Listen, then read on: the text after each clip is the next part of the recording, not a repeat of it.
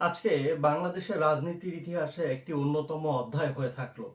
আর সেই অধ্যায়টি হচ্ছে ওসমান হাদিকে একদম জনসম্মুখে প্রশিক্ষিত কিলার দিয়ে গুলি করা তার মাথায়। এবং এইটা মানে ইতিহাসে এইরকম, বাংলাদেশের ইতিহাসে এরকম ঘটনা আছে বলে আমার মনে হয় না আর কি। অ্যাটলিস্ট গত 30 বছর যদি আপনি ঘেটে দেখেন তাহলে নির্বাচন তফসিল ঘটনার জাস্ট একদিন পরে কোনো একটা প্রার্থীকে এভাবে গুলি করা হয়।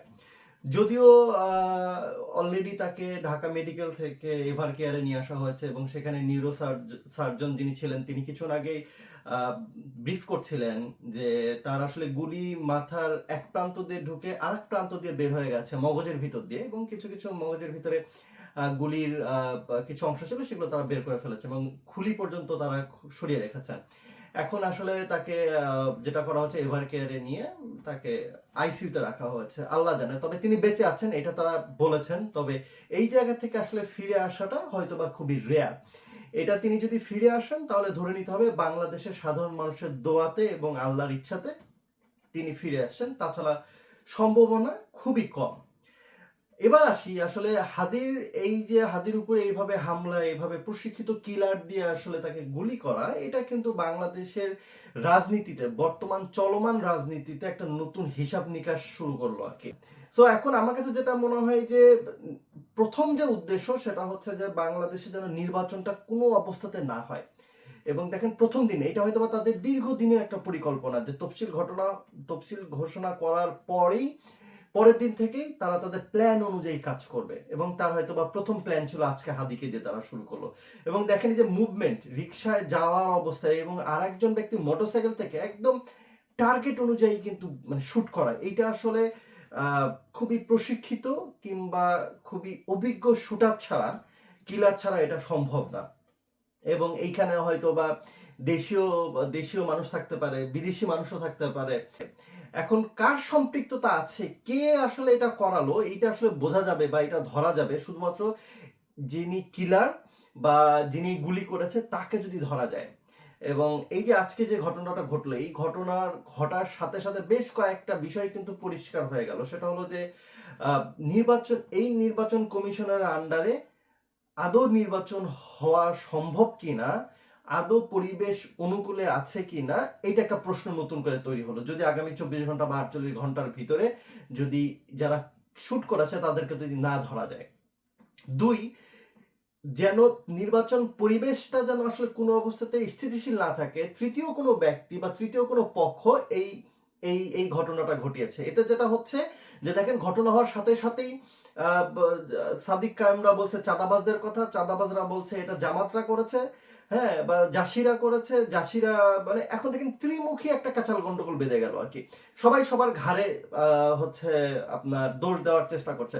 তবে আমার ধারণা যে যেহেতু এটা মির্জা আব্বাসের কেন্দ্র বা তার আসন, এখানে সাদিক কায়েম এবং সেই সাথে হাদি এরা ত্রিমুখী লড়াই করছে, আমার মনে হয় না যে আসলে এই ধরনের ঘটনা মির্জা আব্বাস ঘটাতে পারেন। কারণ দিন শেষে তিনিও এইটার ফলাফল তার ঘাড়েও যে আসলে যাবে এটা তিনি খুব ভালো করে জানেন। সো আমার কাছে মনে হয় যে হয়তো বা কেউ কেউ বলবেন যে এটা জাসি করিয়েছে বা জামাত শিবির এই ঘটনা ঘটিয়েছে, কেউ হয়তো বলবেন যে বিএনপি, জামাত শিবির বলছে যে বিএনপি হয়তো বা এই কাজ ঘটনা ঘটিয়েছে। তবে আমার কাছে মনে হয় যে যেহেতু জামাত, বিএনপি, এনসিপি, অন্যান্য যে ছোটদের তরুণ দল আছে সবাই কিন্তু আসলে নির্বাচনমুখী। যত যা হয়ে গেছে, ক্যাচাল গন্ডগোল যা হয়ে গেছে তা কিন্তু সব ওই ঐক্যমত্য মানে কমিশন পর্যন্ত হয়ে গেছে। যত মত দ্বিমত সব কিন্তু ঐক্যমত্য কমিশন যেদিন তারা তাদের মতন করে রিপোর্ট দিয়েছে সেদিনই শেষ। এখন কিন্তু সবাই নির্বাচনমুখী ছিল। যেহেতু সবাই নির্বাচনমুখী ছিল, আমার মনে হয় যে এদের ভিতর থেকে এই ঘটনা ঘটানোটা আসলে আহ, আমার কাছে মনে হয় যে সম্ভাবনাটা খুবই কম। নির্বাচনের মাঠে যা হয় হবে সেটা আলাদা হিসাব, হয়তো বা তারা হয়তো বা অন্য কোনো মেকানিজম করতো, জামাতের মতন অন্য কোনো মেকানিজম করতো, বিএনপির মতন অন্য কোনো মেকানিজম করতো, তারা হয়তো বা প্রশাসন ঘিরে কোনো একটা ব্যবস্থা হয়তো বা করতো এই আসনে জেতার জন্য। কিন্তু এইভাবে একদম টার্গেট টার্গেট কিলিং এর মাধ্যমে বা প্রশিক্ষিত শুটারের মাধ্যমে এইভাবে একটা ঘটনা ঘটানো, এইটা হয়তো বা তৃতীয় কোনো পক্ষ করেছে আর কি। এখন দেখার বিষয় যে আসলে এই ব্যক্তিকে যদি ধরা যায় তাহলেই আসলে জানা যাবে যে মূল ঘটনা কি। তবে যদি ধরা যায়, সে যদি সত্যি সত্যি গ্রেপ্তার হয় তাহলে হয়তো বা আমরা আসলে যেটা আশা করছি, যেটা চিন্তা করছি, যেটা ভাবছি, এইটা বিএনপির ঘাড়েও যাবে না, এই দায় জামাত শিবিরের ঘাড়েও যাবে না, এনসিপি তো প্রশ্নই আসে না, তাহলে যাবে কোথায়? সজীব ভুইয়া যেভাবে বলেছে সেটা হচ্ছে একদম টার্গেট কিলিং 50-60 জনের একটা লিস্ট আছে, সেটার কেবল শুরু হচ্ছে আর কি। যদি আমরা তার কথা রেফারেন্স দিয়ে যদি চিন্তা করি, তাহলে কিন্তু আসলে এটা আলটিমেটলি আওয়ামী লীগের দিক থেকে হয়তো বা ইনভেস্ট করে এটা করা হচ্ছে শুধুমাত্র এই নির্বাচনটাকে বানচাল করার জন্য। এটা হচ্ছে একরকম আলোচনা গেল। এবার আসি, এই ঘটনাটা যেই ঘটাক, সে জামাত ঘটাক, শিবির ঘটাক, কিংবা বিএনপি ঘটাক, কিংবা অন্য কোনো তৃতীয় কোনো পক্ষ ঘটাক, আমি চিন্তা করি বা আমি দেখি বিষয়টা অন্যভাবে। কারণ দেখেন, জুলাই আগস্টের অভ্যুত্থানের পরে তরুণরা যেভাবে রাজনীতির মাঠে নিজেদের অবস্থানকে সক্রিয় করেছে, নিজেদের অবস্থানকে পাকাপোক্ত করছে, যদি এইভাবে টার্গেট কিলিং হতে থাকে, তাহলে কি তরুণরা আসলে পিছিয়ে যাবে কিনা, তরুণরা ভয় পাবে কিনা, তাদেরকে এক রাজনীতির মাঠ ময়দান যেমন বিশৃঙ্খল তৈরি করা, ঠিক তেমনি তরুণদেরকে একটা থ্রেট কিনা এটা, যে বাবা তোদের জন্য রাজনীতি না, রাজনীতি প্রবীণরা করতো, প্রবীণরাই করবে, তারা যেভাবে খুশি সেভাবে দেশ চালাবে, যেভাবে খুশি সেভাবে খাবে, তোরা এর ভিতরে আসিস না, তোরা ছাত্রদল, ছাত্রলীগ, শিবির, তোরা ওই জায়গাটাতে থাক, কিন্তু মেইন স্ট্রিম পলিসি মেকিং কিংবা তোরা সংসদে যাওয়ার চিন্তা ভাবনা আপাতত বাদ দে, এখানে আসার দরকার নেই। সো এটাও কিন্তু একটা তরুণদের প্রতি একটা থ্রেট। হাদিকে গুলি করা মানে অন্যান্যদের ভিতরে একটা ভীত সন্ত্রস্ত তৈরি করা, তাদেরকে আরো ভীত করে দেওয়া, তারা যেন ভয় থাকে, তারা যেন মেন্টালি তারা যেন ভেঙে পড়ে, এইরকমও একটা কারণ হতে পারে, এরকম একটা উদ্দেশ্য হতে পারে।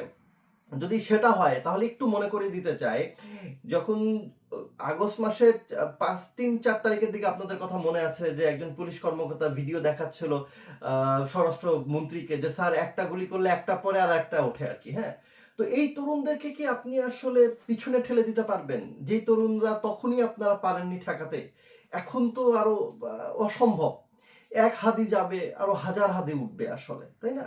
তরুণদের ভিতরে এখন যে ক্ষোভ তৈরি হলো, তো দেখেন এই হাদিকে গুলি করার পরে পুরো সেন্টিমেন্টাল, পুরো দেশের নজর এখন তরুণদের প্রতি, এবং পুরো ব্যাপারটা গোটা ঢাকা শহরে কিন্তু প্রত্যেকটা রাজনৈতিক দল তারা কিন্তু মাঠে চলে আসছে, এবং নাহিদ থেকে শুরু করে যারা অন্যান্য যারা নূর থেকে শুরু করে দেখলাম, সবাই কিন্তু এখন এক হচ্ছে, এবং তারা বলছে যে দেশের স্বার্থে আমাদের মতামত ভেদাভেদ থাকতেই পারে, দ্বিমত থাকতেই পারে, কিন্তু আমাদেরকে একজোট হতে হবে, একজোট হয়ে সামনে আগাতে হবে। তার মানে কিন্তু তারা আবারও এক হওয়ার চেষ্টায় আছে। হোয়াট এভার তারা এনসিপি, তারা বিএনপির সাথে যায়নি, জামাতের সাথে যায়নি, তারা তাদের মতন আছে, কিন্তু এই পজিশনে দাঁড়িয়ে তারা কিন্তু বলছে যে আমাদেরকে আবার একজোট হতে হবে দেশের স্বার্থে, সন্ত্রাসীদের বিরুদ্ধে গিয়ে আসলে। হ্যাঁ, তো যে সন্ত্রাসী বলতে যারা আসলে জুলাই মাসে আগস্ট মাসে যে গণহত্যা চালিয়েছে, তাদের কথাই কিন্তু তারা আসলে বলেছে।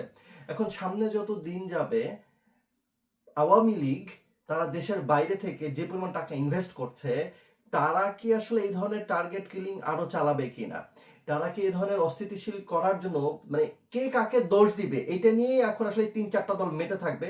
বাইরে থেকে কেউ কাউকে পরিকল্পিতভাবে কিল করে ওদের ওদের ভিতরেই আসলে একটা ক্যাচাল গন্ডগোল বাধাই দেওয়া, ব্যাপারটা এইরকমই আসলে, একেবারেই তাই আমার কাছে মনে হচ্ছে। তারা এইভাবে যদি আরো কন্টিনিউ করতে থাকে, তাহলে আদৌ কি নির্বাচন সম্ভব?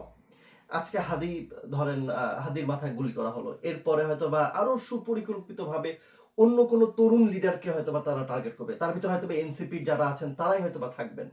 তো তারা যদি থাকে, এরকম দুই একটা এনসিপির কয়েকটা তরুণ নেতাকে যদি মেরে ফেলে দেওয়া যায়, তাহলে কি আদৌ এই নির্বাচন কমিশনারের আন্ডারে কি নির্বাচন সম্ভব? এই প্রশ্নটা কিন্তু এখন সবাই তুলবেন, এবং আমার তো মনে হয় না যে এই পরিস্থিতি চলতে থাকলে আসলে নির্বাচন সম্ভব। সো দিন শেষে নির্বাচনকে কোনোভাবে বানচাল করার জন্য, যদিও আওয়ামী লীগ বলছে যে জামাত বা বিএনপি আসলে নির্বাচন চায় না, তো তারা যদি নির্বাচন না চাইতো, তাহলে তো তারা নির্বাচনমুখী হতো না। আপনি দেখেন প্রত্যেকটা জায়গাতে জামাত, বিএনপি, এনসিপি, তারা কিন্তু সবাই এখন নির্বাচনমুখী।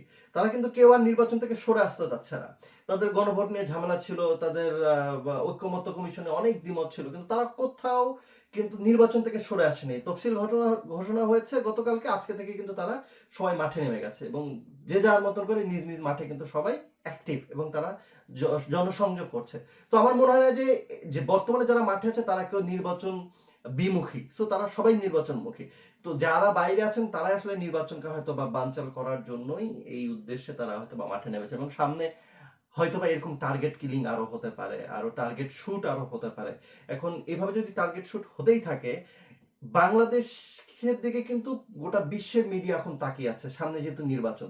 এইভাবে যদি 8-10টা ঘটনা যদি ঘটিয়ে ফেলা যায়, তাহলে যে নির্বাচন হবে না এটা খুব ভালো করেই বলা যায়, এবং সেই সাথে যে বহির্বিশ্বে বাংলাদেশের যে একটা খুবই বাজে একটা ইমপ্রেশন গোটা বিশ্বে যাবে, এটাও আসলে খুব ভালো করেই বোঝা যায়, এবং এইটার ইম্প্যাক্ট চারোদিকে পড়বে।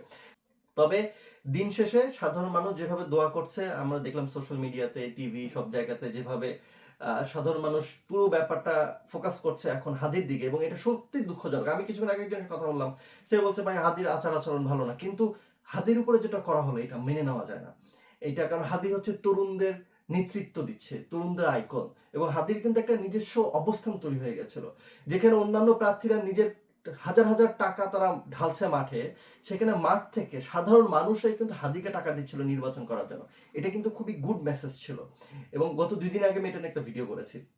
তো সেই জায়গাতে এসে হাদির উপরে এই ধরনের একটা আক্রমণ, দিন শেষে হাদি যদি বেঁচে যায় তাহলে নিশ্চিত থাকেন যে হাদি এই এই আসনেই এমপি হবে আসলে, হ্যাঁ। এবং হাদি যে সিম্প্যাথিটা পাচ্ছে, এখন পাচ্ছে আজ থেকে, এবং আগামীতেও পাবে যদি সে বেঁচে যায়, যদি আল্লাহ যদি তাকে বাঁচিয়ে দেয়, তাহলে হাদি হবে অপ্রতিরোধ্য। তবে আমরা চাই হাদি, হাসনাত, তারপরে নাহিদ, এদের মতন তরুণরা সংসদে আসুক, সংসদে এসে সামনে দেশকে নেতৃত্ব দিক।